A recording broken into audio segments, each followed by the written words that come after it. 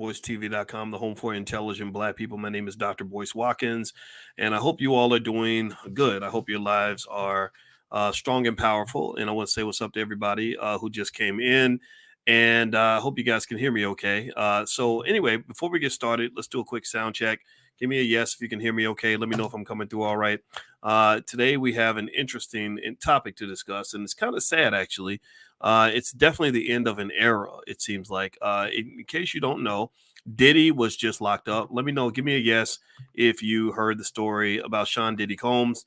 Apparently, Diddy has been taken into custody, and this is a big deal. This is something a lot of people have been waiting on for a long time, wondering if or when it was ever going to happen.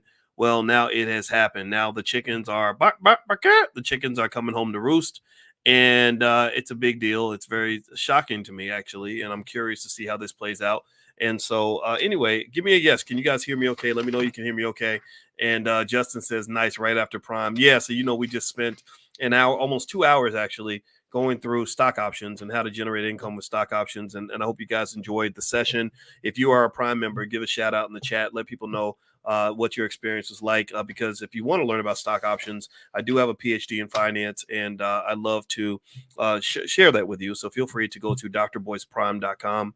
That's drboyceprime.com. You can see what we did last night, or tonight, actually. So anyway, so here's the deal. Let me read some of this to you, and then what I'm going to do is I'm not going to really speculate or gossip on this man's personal life or his criminal history, or whether he did this or did that. I'm just going to talk about this mostly from the two perspectives: one, an economic perspective, and two, as a Black man, in terms of what I'm seeing here, and just my instincts, my spidey senses in terms of what's developing with this situation. So here, I'm going to read some of this. This is from NBC. It says, Sean Combs, known as Diddy, was arrested on Monday, according to a person with knowledge of the investigation. He was arrested in the lobby of a hotel in New York City, according to a representative. Diddy's attorney, Marc Agnifilo. They always get they don't hire Black people. His attorney ain't Tyrone. It's Marc Agnifilo. He ain't Black. He issued a statement saying, "We are disappointed with the decision to pursue what we believe is an unjust prosecution of Mr. Combs by the U.S. Attorney's Office." Of course, you're going to say that. Okay, all right, lawyer earning his money. Diddy, he said, quote, is an imperfect person, but is not a criminal. To his credit, Mr. Combs has been nothing but cooperative with this investigation. He voluntarily relocated to New York last week in anticipation of these charges. Please reserve your judgment until you have all the facts. Okay. So he says these are acts of an innocent man with nothing to hide, and he looks forward to clearing his name in court. It was not immediately clear on what charges the rapper turned music mogul was arrested, but it comes amid a wave of lawsuits filed against him alleging sexual assault and an ongoing federal investigation. The federal investigation was made public in March when federal agents executed search warrants at his properties in Los Angeles and Miami. Investigators interviewed several people in relation to the allegations of sex trafficking, sexual assault, and solicitation and distribution of illegal narcotics and firearms. A source familiar with the investigation told NBC News in March the warrant to search Combs' property came from the Southern District of New York, blah, blah, blah, et cetera, et cetera, et cetera. Okay, so let's start with the obvious, the elephant in the room. How many of y'all think that there's something deeper going on here? How many of you think, give me a yes if you think that there is something kind of sinister happening, that maybe it's not everything it appears to be. Not to say that he's innocent. I don't think Diddy's innocent. I'm gonna tell you the truth. But then again, I've met a few people, and I've hung out a little bit. When I spend a lot of time with Dame Dash, she told me a lot about the history of Rockefeller and all that. And I've kind of been in enough spaces to kind of know that there was a reason why I didn't want to be around Diddy or his people. I'm not gonna lie, I didn't feel comfortable even being interested in going in that space at all, just because of things that I heard. So don't try to tell me that it's all just a complete setup, because I'm just not gonna believe you. At the same time, there is an obvious reality here where give me a yes if you think that maybe people kind of knew he was doing this stuff for a long time. How many of y'all, it wasn't a secret? It's a little bit like the R. Kelly thing. Like people, Black folks that follow music knew R. Kelly was messed up 25 years ago. The Aaliyah situation was enough where a lot of people who had sense, who weren't, swooned by somebody's magical singing voice, were literally like, what is going on? This guy's, he's getting nasty with a child in broad daylight, and y'all acting like it's okay because this man can sing. This is insanity. And this really speaks to the culture. You know, this crazy culture where we think that money is enough to allow a man or a person to be to engage in some of the most dastardly acts humanly possible, and it's okay because his last album was a banger, right? And this is something that we've done for a long time. This is not new. This is something that didn't start with Diddy. It's not going to end with Diddy. Hip hop is a cesspool of inappropriate behavior that is finally coming to light, and chickens are coming home to roost. And let me just tell you this: I say this as a black man who saw hip hop in the '90s. um, I remember even thinking a long time ago when I saw, you know, the Jay-Z's and the DMX's and the lifestyle, that rock star lifestyle that it consisted of drugs, um, crazy things going on in the bedroom with women and men in the case of Diddy, elaborate financial decisions that were going to just be disastrous in terms of generational wealth. I remember thinking, I said, if the world ever wakes up and really starts examining what's happening in all of hip hop, a whole lot of people are going to be in trouble. A whole lot of people are going to get sued. A whole lot of people are going to go down. A whole lot of people are going to go to jail. And I just remember sitting there just thinking, man, this is so interesting because you've got a whole culture where people are led to believe that they can not just commit consistent criminal acts against other people, but they can go rap about it. Like, think about it. Hip hop's the only space where somebody will go murder somebody and tell you that they did it on a song, which is crazy. That's the most ridiculous stuff I've ever seen. But this kind of thing's been going on for a long time because for a lot of these black men, it's mostly black men. I think the world convinced them to let their guards down. The world taught them that, hey, you can get away with anything. You can do whatever you can go pee on a child, you can go take somebody's money, you can punch somebody in the face and snatch their chain off their neck. You can do all kinds of stuff, and there's not going to be any consequences. But then you start seeing the consequences kind of trickle in. It goes all the way back to Tupac. Tupac's dead because, you know, things went overboard. Bobby Schmurder went to prison, you know, because they had guns and drugs inside the studio because somehow somebody made them think that it's okay that you're not black anymore. Young Thug is on trial down in Atlanta, but remember, Young Thug was the guy when they asked him about injustice toward black men in the criminal justice system. Remember that? Remember he said, you know, we out here iced out, we get money. Da, da. Well, you know, now he's now they made him black. They reminded him that he's black. You know, so again, not making fun of this at all. I'm not doing this at all. But I think that there is something interesting that happens when you look at from a cultural perspective. My last book, The 10 Commandments of Black Economic Power, all I talk about in that book is culture, economic culture, and how that mingles with a black culture and how you kind of create this toxic mix where people, because they have money, this is where money comes into play. Because of the people that have money, these economic gods that you have from other communities, they're not black. Y'all know who owns the record industry. I don't got to tell you. They're coming in with their money and they're getting you to behave like deranged, you know, maniacal gorillas. They literally created a space where men. Rick Ross rapped in the song about drugging a woman and taking her coochie cooch without permission and just enjoying it because that's okay. I remember Lil Wayne. We had to kind of challenge Lil Wayne a little bit a few years ago because he made a song where he said, "When I have sex with a girl, her vagina will be so messed up that it's going to look like Emmett Till's face." He said this in the song, and it's just one of these things where when you create this sort of playground where you believe that there's no accountability, eventually when accountability shows up, you have a lot to answer for, right? You have a lot to answer for this idea that as a black man, you were spending this time high and drunk, doing only God knows what, doing things to people that can cause you to eventually get sued and all this other stuff. And I'm not hating on it. I'm not hating on anybody. You know, I'm a black man. I even got my little chain. My wife got me this chain that has a lion on it because I have the heart of a lion. She's got a lioness, right? So we're black too, and we know the culture like everybody else. And if you examine the culture, you will see how this culture is so unhealthy. This is one of the things I love about D1 is because D1 is one of those guys who has lyrical ability, but he's also got the courage to say, what are you doing? Like, what is this stuff? What now we know why nobody respects black people. Now we know why we look crazy to the rest of the world. It's because the people that are representing you have no boundaries. They have no decency. They have no standards in their behavior. And I'm gonna say with Diddy, what was interesting about Diddy is which was a little bit problematic, is for many years he's been held up as some sort of beacon of leadership in the black community. You don't believe me? Anybody? How many of y'all remember Vote or Die? Anybody remember Vote or Die? When the Democratic Party, those are the people that always expect you to vote for them in every election, and they'll bitch slap you if you don't. They partner with Diddy, and they said we need you to go tell black people if they don't vote for us, they're going to be dead. They're going to die. Vote or die. Right, which is leaning on your trauma and your fear and your anxiety, or that already comes with being black. With being black already comes with a fear, anxiety, and trauma package. So they literally said, okay, we want you to lean on this, and we need you to get black people to understand that if they don't do what we say, these Negroes are going to be dead. And so because Diddy was seen as a leader that was more important to the black community than any of your scholars, he was considered more important than any of your medical doctors, he was considered more important than any of your responsible leaders and parents and activists and community leaders, social work. He was more important than anybody in the black community, damn near.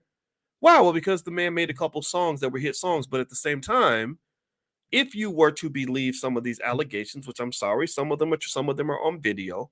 You saw what he did to that lady.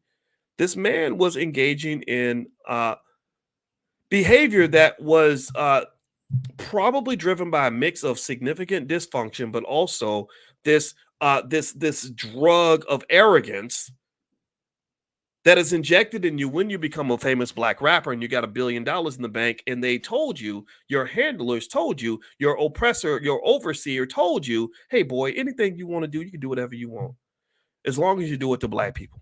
You want to go take you some, you want to get some, well, you just get it. Just make sure it's a black woman, or make sure it's a black man, because ain't nobody gonna believe him anyway, and don't nobody really care what happens to black people.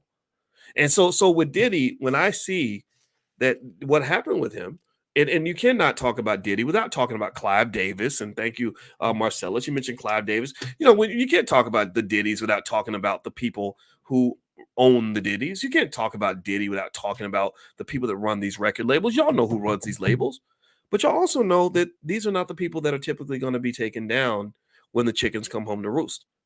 So hip hop. I still remember listening to a song one time when I was back when I was on the faculty of Syracuse in 2003. There was a song that had Exhibit and Snoop in the song, and I remember in this song there was a verse where they literally said they literally rapped about peeing on a woman on tape and being accused of rape, and having, even despite having the videotape, and beating the case because they have so much money. Because they have so much money and power, right? I remember hearing Lil Wayne rapping a song, and this is what I took to the Mountain Dew executives. This is why they canceled Lil Wayne's world tour in 2013. Because I said, I'm drawing the line, brother. You can't be talking about Emmett Till, man. That's not cool. What are you doing? You know, and I hated having to do this. I didn't want to do this. I didn't want to get involved with this at all, but I had to help as much as I could because this is disrespectful. And in the song, he said, I'll take your girl, I'll make her nut for me, then slut for me, and kill for me, and steal for me, and of course it'll be your cash, and then I'll murder that bitch and send her body back to your ass. And I said, man, isn't this interesting, black people, that you've been trained to cheer for artists who rap about murdering women and forcing them into sex trafficking? Go look up the verse. This is a verse. I said this to a black woman. I was talking to a black woman, smart black woman, educated, doing well for us, made good money, went to school, all that. And I said, does it not bother you that in this song he literally said he was going to force a woman into sex trafficking?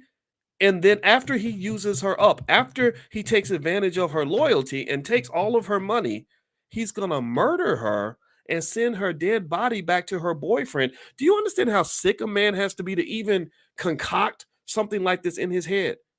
Now, I know some people will be like, oh, no, doc, it's just entertainment, doc. It's just entertainment. What the fuck is wrong with you? Who told you that entertainment doesn't impact your subconscious mind? I wish you would shut up and just hear me and go read a damn psychology book.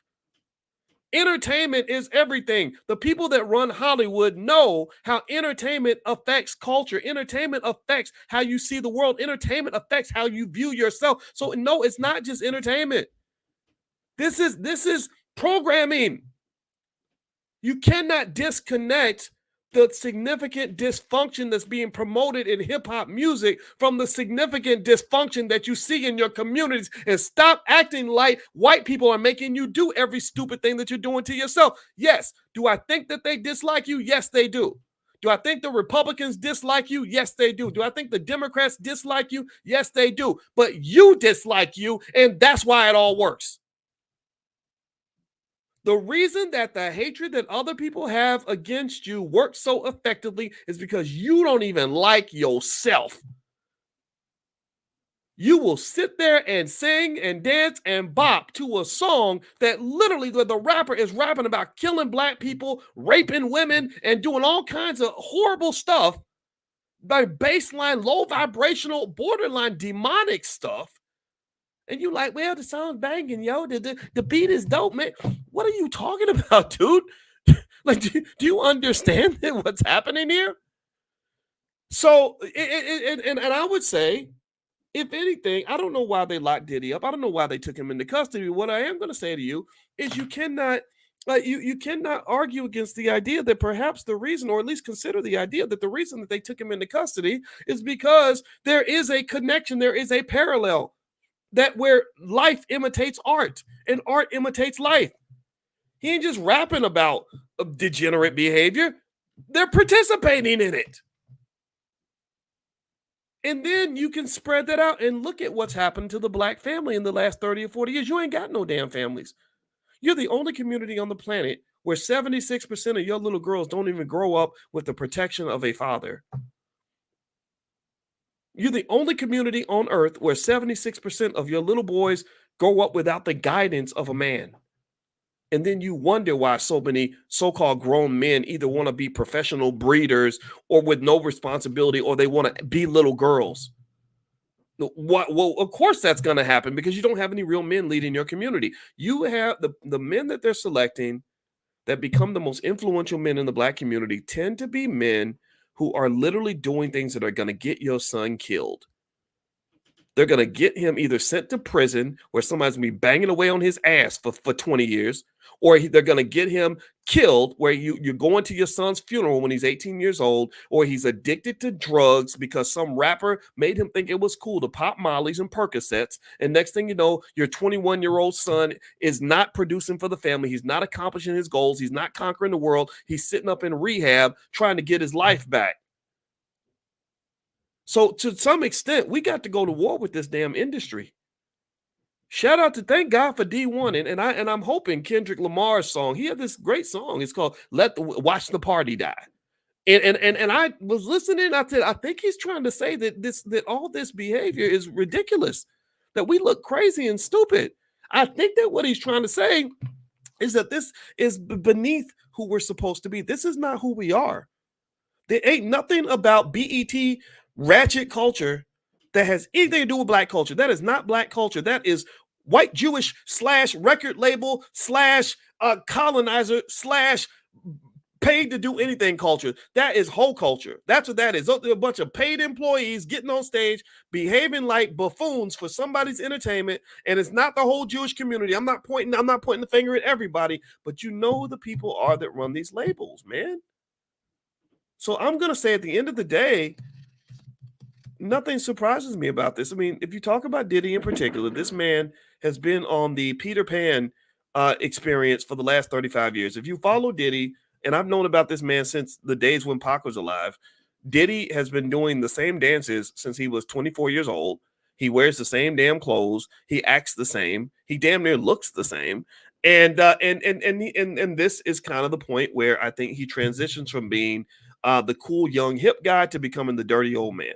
This is the Bill Cosby-ification of Diddy. This is where all the receipts from the last 30, 40 years are piled up and dumped on him because unfortunately somebody tricked him into a false reality where you can live your life and do whatever you want and get away with anything because you're rich and because you're famous.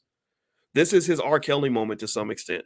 R. Kelly, I think R. Kelly was, first of all, R. Kelly, let's just give it up. I tell me if you agree. I think R. Kelly is, when somebody said he's the king of R&B, I had to agree with that to some extent. R. Kelly is one of the best singers ever. He's right up there with the Michael Jacksons, very close.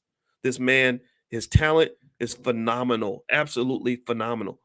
And to see him go to prison, I'm not gonna lie, I felt bad for him, not because I think he's okay or because he's innocent or because he didn't deserve the punishment, but because somebody should have helped that brother.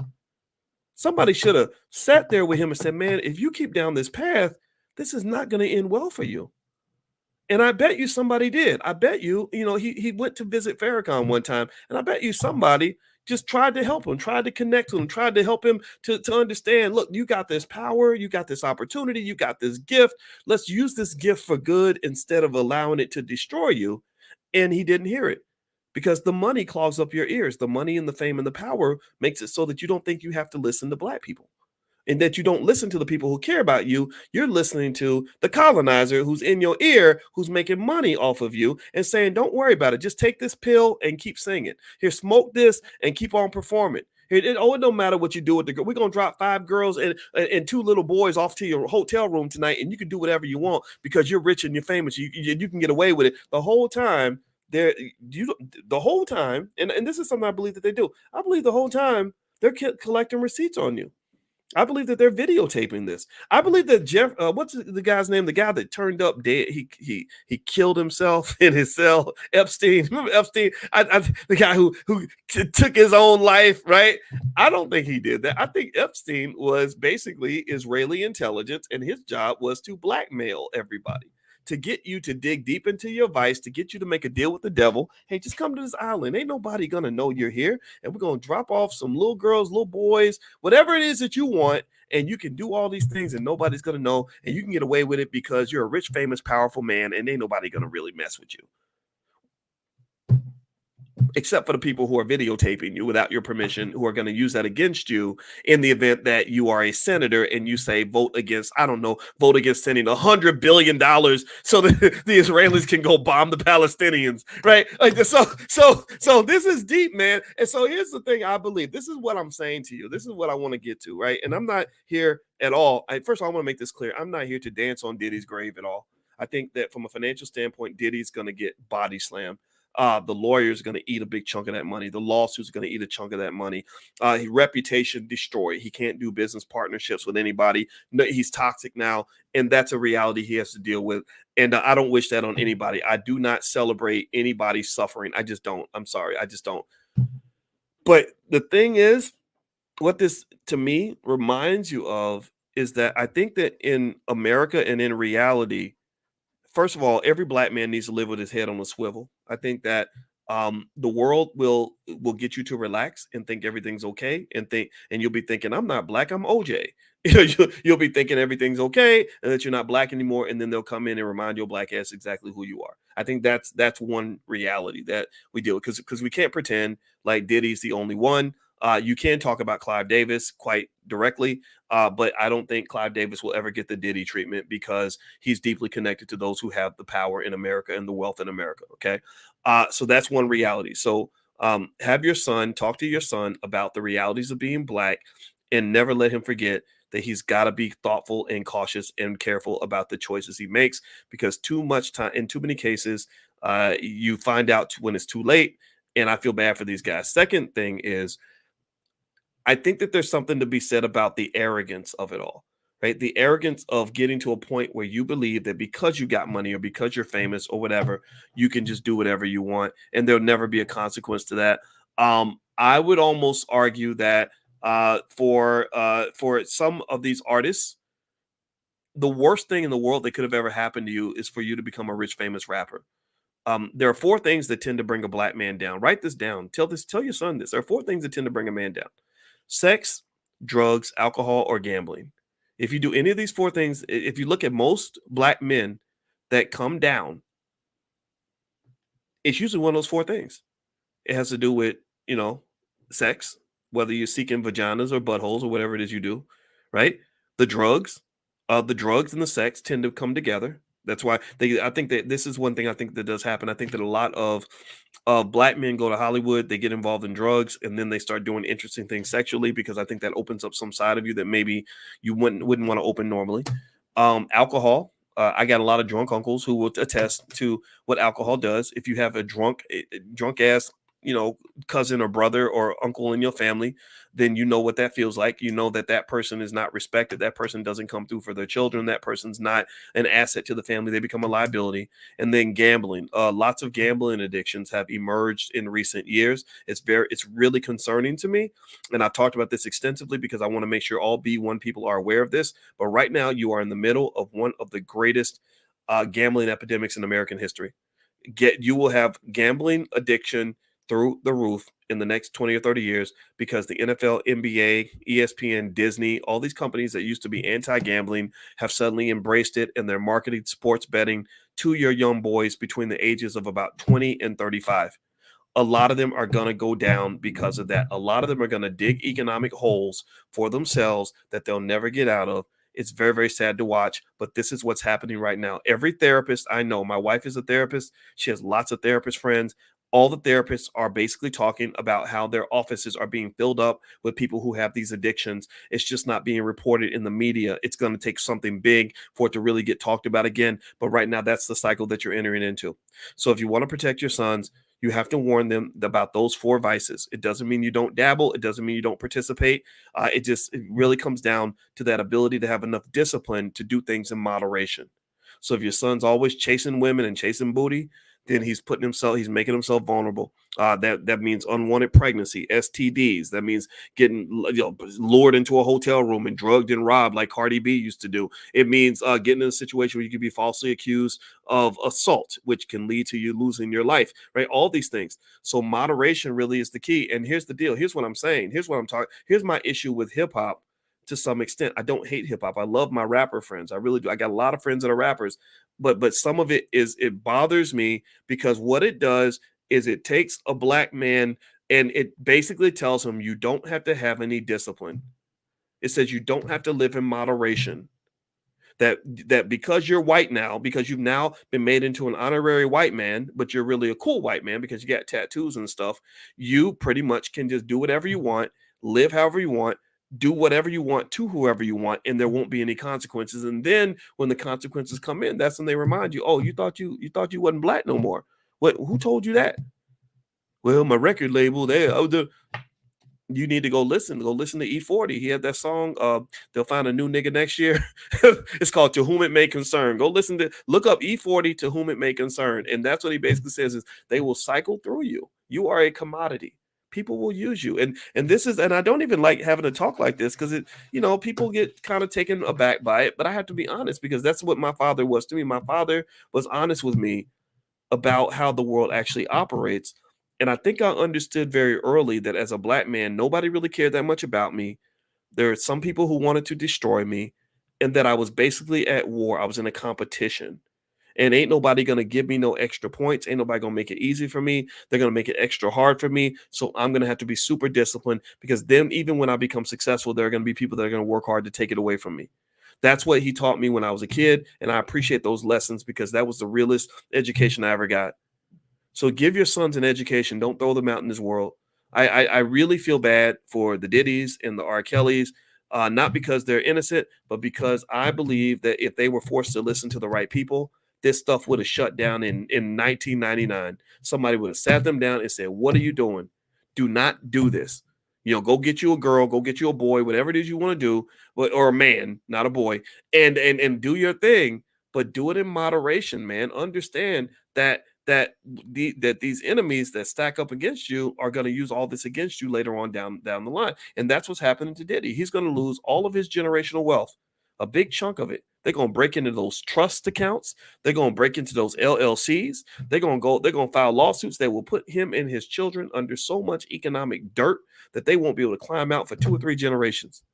And all of it's because you couldn't keep your penis in your pants and you had to do all these extra things that no human being should ever really need in order to find fulfillment in life.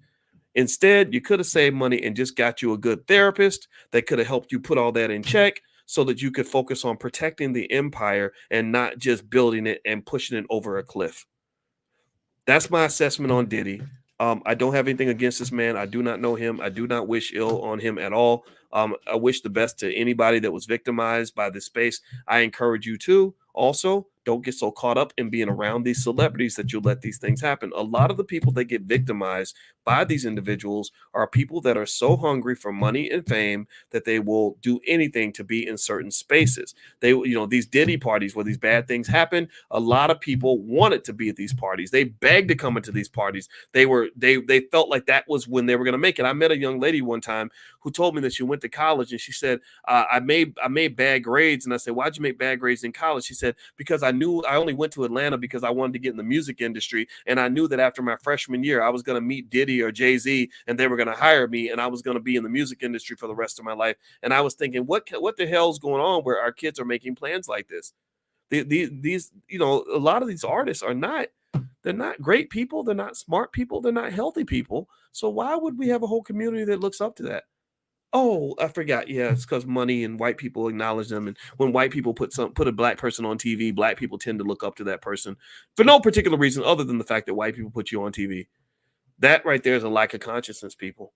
You've got many, many people in your community that are incredibly admirable, who are doing the right things, who are incredibly smart and capable and hardworking and intelligent. And you're ignoring all those people so you can go pay attention to some rapper on the cover of Forbes. That's nonsense. That's immaturity. That's a form of economic immaturity. And I hope that we will grow past that so that we can appreciate those who can make good music, but we can also appreciate those who are building a good community. Give me a yes if we can agree on this point so I can go ahead and go to bed. My wife made some food and she's a good cook, so I'm gonna go eat some of that food. And I apologize if I offend anybody by what I said. I just got to tell you the truth in terms of what I'm saying. All right. So anyway, tomorrow morning, as you guys know, every day in the Black Business School, we have 169,000 students in the school. You can join my class for free every single morning. We do economic elevation, where my PhD is in finance, by the way, in case you knew it and you don't know. And basically every morning I do economic elevation training where I talk to you about economics, and we talk about everything, and we do conversational learning. And it's 10 a.m. every morning, 7 days a week. It's for free. So if you'd like to join us, pull out your phone, text the word morning, MORNING, to the number 87948. Text morning to the number 87948, and you can join us. Or you can also go to b1moneytips.com. If you live in another country and you don't have the ability to text, just go to b1moneytips.com. And some of you are asking about my wife. My wife is a licensed therapist and a full professor of social work. We're big on trauma healing. We believe that a lot of the dysfunction that occurs in our community is due to undiagnosed, untreated trauma. And so if you have an interest in healing or working through some of that, feel free to go take a look at what my wife does. She's a full professor of social work, and she's a licensed therapist, and she's a certified trauma expert. So if you'd like to go see what Dr. Alicia is doing, just go to coachingwithdralicia.com. That's coachingwithdralicia.com. And also, if you want to follow her on Instagram, you can follow her at Coaching with Dr. Alicia. So have a good night, everybody. God bless you. And if anything else happens, I'll chime back in on it. And the number is 87948. So if you text morning, MORNING, to 87948, you will get an invitation to Money in the Morning, our financial consciousness training. That's totally free. It'll be the best. I guarantee you, it'll be the best finance class you've ever gotten.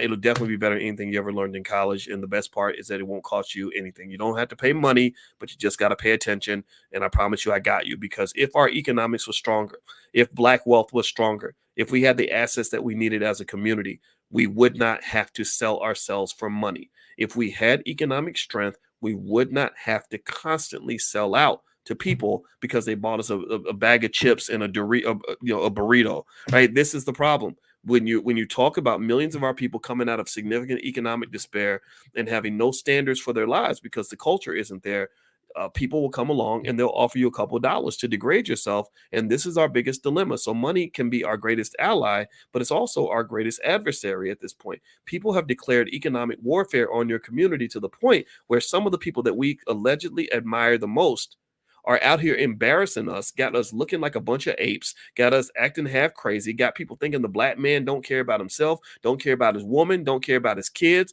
don't care about his wealth, don't care about nothing. We're a bunch of children. And that's not who we are, man. I'm not no damn child. I'm a grown-ass man. And I want us to be seen this way by the world. But it's got to start with us. It's got to start with us. Yes, the Republicans don't like Black people. Yes, the Democrats don't like Black people. But I told you, Black people don't like Black people. And that is your number one problem.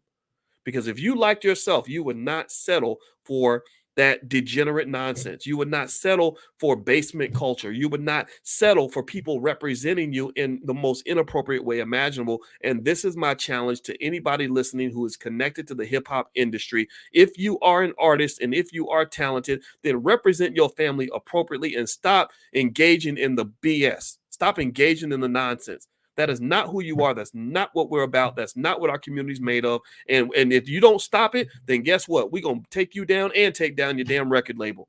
All of y'all going to get burned to the ground because we got people out here that are sick of the nonsense, and the momentum has been growing for years because the community is waking up. So as we wake up, I want our economics to be strong. So again, if you want to join us in the morning for Money in the Morning financial consciousness training, it's completely free. Feel free. I'm going to say it one more time. Text the word morning, MORNING, to the number 87948, and you can join the class. I'll send you an invitation in the morning. We'll be up bright and early, 10 a.m. Bring your whole family. Let's get our economics together so these people can stop pimping us. Y'all have a good night, everybody. God bless you. I'll see you soon. Take care.